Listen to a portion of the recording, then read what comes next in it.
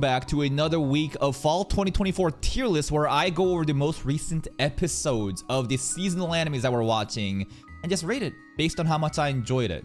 We are finally caught up with both Ranma and Spirit Chronicles, so we can add this to the list of the animes that we're rating. And guess what? I might do it. I might fucking do it, dude. We might watch this tonight.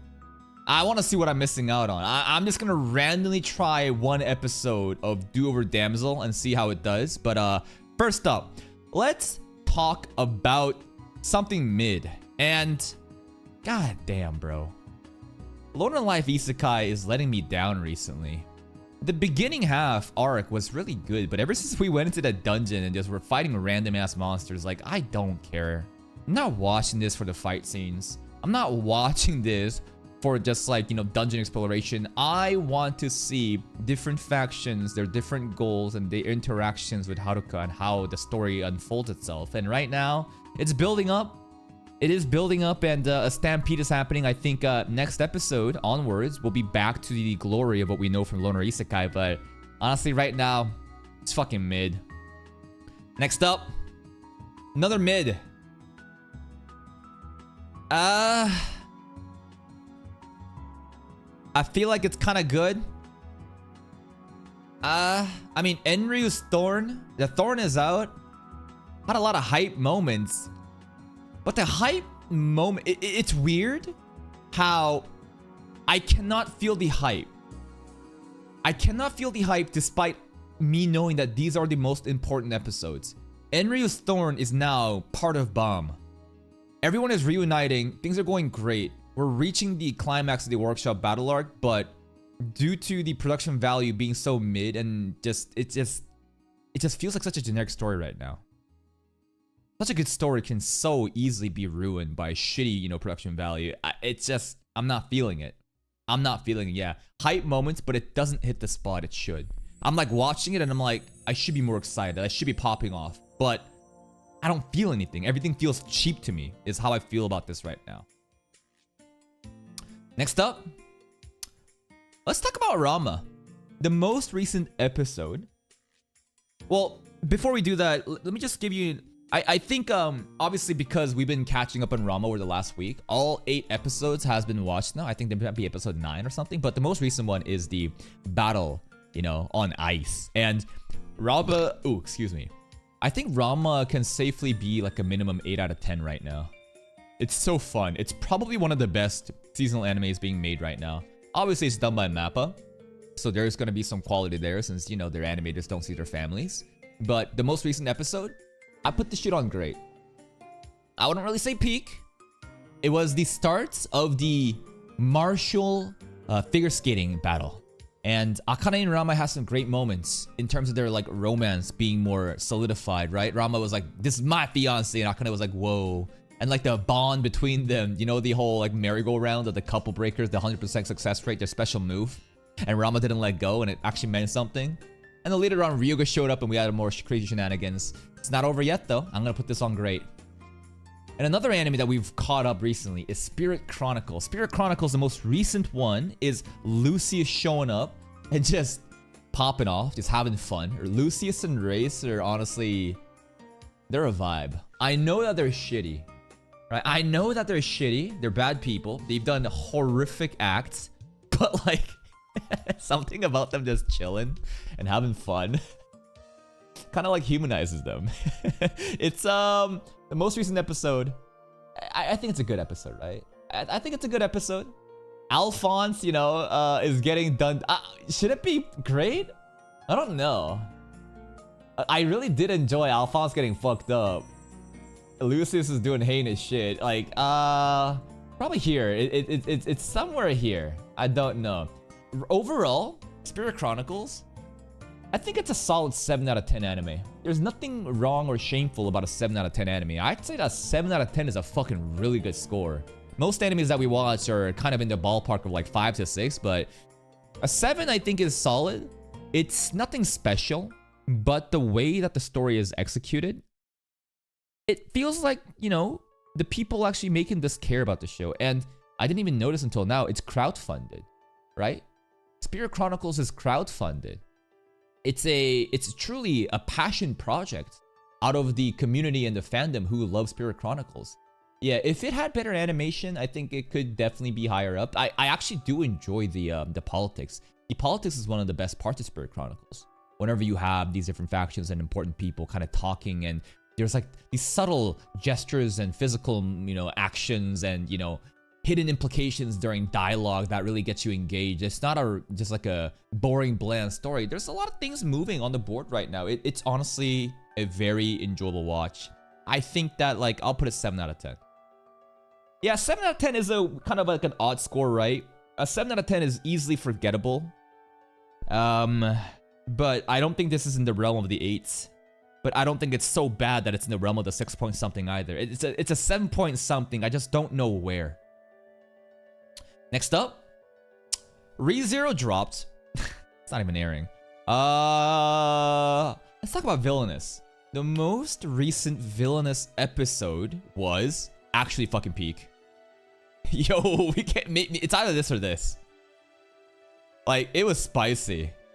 It was so spicy because these motherfuckers tried to catch us with them false accusations. They had misinformation. They had a fake recording of the audio, cut, edited, such that we sound bad, and then boom, we got him back. Nell shows up, the helper of Duke, and it's a great moment, man. Alicia popping off as usual. Liz actually showing what she does, right? We don't know exactly the secret yet, but whenever she got these negative, intense emotions, it seemed like her presence, her aura, right?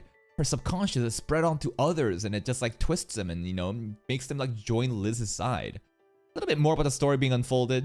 Duke and Alicia made up. It's maybe it's crazy for me to place it on peak, but that was some spicy shit. That was actually some spicy shit. I'll put it here for now, but it probably might be over here by the end. Next episode.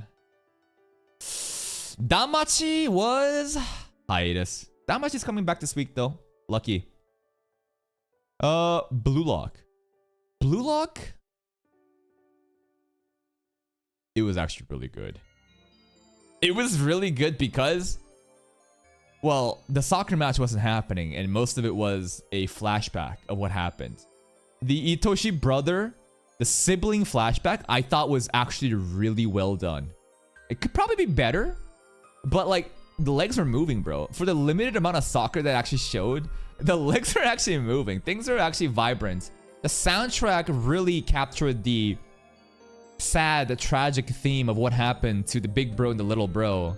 This shit is actually Naruto, right? The whole complicated relationship between the big brother, Uchiha Itachi, who is Sai, who wants the best for his little bro, but does it in such a fucking insane way. I really enjoyed it. It was a really, really good episode. The backstory is definitely edgy, right? It was definitely edgy. We also laughed a lot whenever Rin was like, "I'll kill you." It's like, whoa, whoa, whoa, whoa, whoa, whoa, whoa, relax. We're just playing soccer here, but it hit the emotional tones. I loved it. But next episode moving forward, we're gonna be back to Slide Lock. I mean, Shido's showing up too, right? Shido's showing up, and things should be a lot more exciting with him on the board.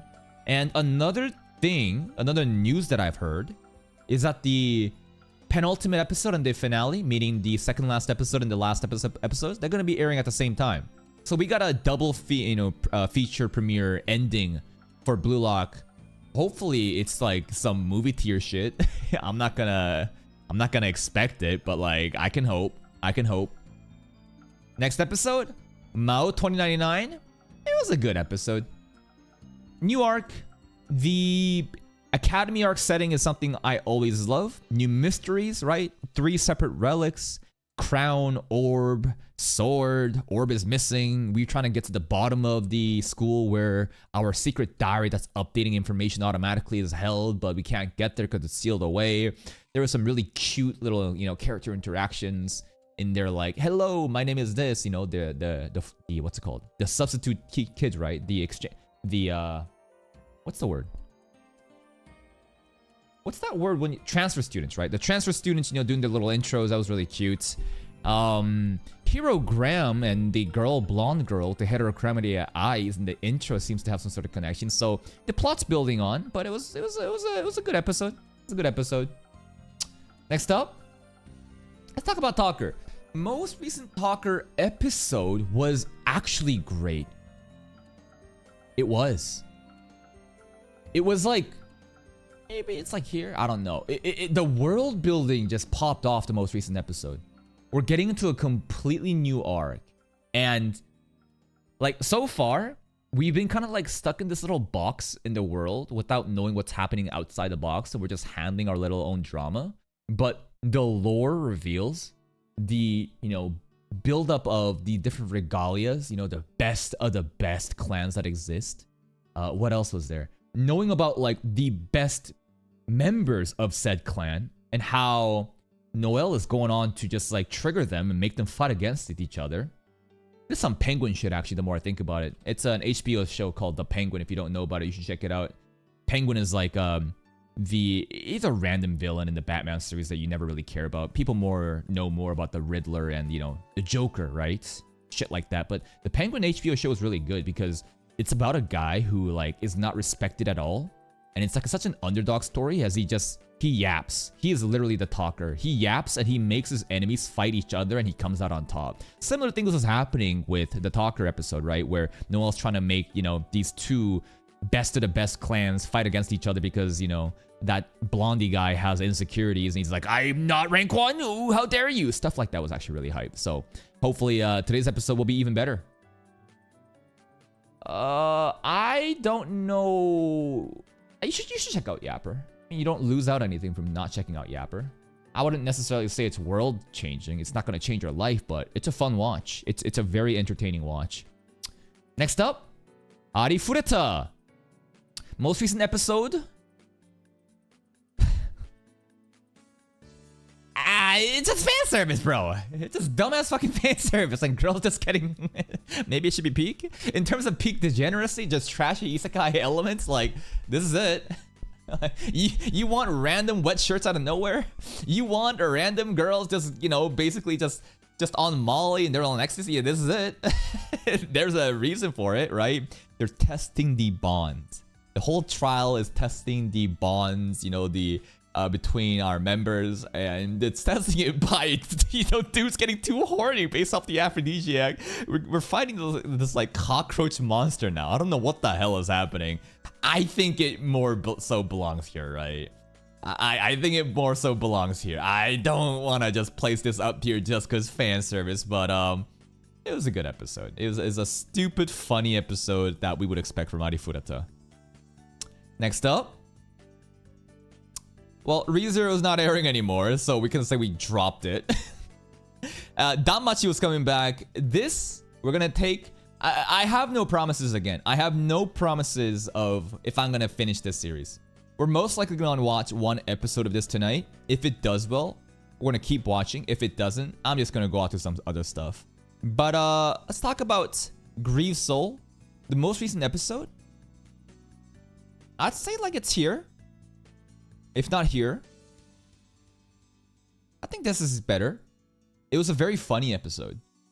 Aside from the lore of Lucia and like these other like elf-like people who are called like spirit walkers or some shit, I don't know. Magic, right? It's about like when you're in a developmental phase, you can be better at increasing your mana pool and becoming a better mage and stuff like that. But beyond that, it all has to do with these new bumpkins, right? These fucking country bumpkins pull up, self-proclaimed Dragon Slayer, by the way. And they just want clout. They're like, yo, Aniki, you don't know Big Bro? What the hell? It's a bunch of, it's a bunch of goons trying to glaze their Big Bro and no one cares about them. And then Liz just dunks on them. The more I think about it, maybe it deserves here, yeah. Yeah, it probably does. It was pretty funny. It was stupid funny. And that's pretty much it. And finally, what do we got? We got Dandadan. Most recent episode. I think it definitely does stand amongst above everything else, right? I can't in good conscience put any of these in the same caliber as Dandadan. Dandadan is on a separate tier. Only ReZero to me was really competing with it. in terms of who could place peak. Danmachi, I glaze it hard. It probably can be peak again if it returns because I just love Danmachi so much. But the Dandadan episode was just fucking crazy. It was wacky, right? It's just the ending of the episode. Like, of course, the action, the combat, and the ingenuity of Momo using her Esper powers was hilarious and fun again. But like, bro, the ending of how the domain expansion ends. We're still in school, by the way. We're naked on top of each other. Thanks for getting hard. Like, what do you say? And then we start running, and Ida also joins us. Okarun is gonna go down in history.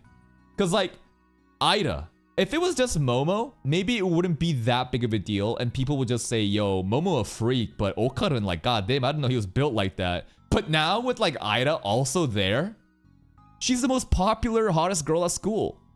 And this dweeb, you know, Okarun, you know, got Momo and Ida?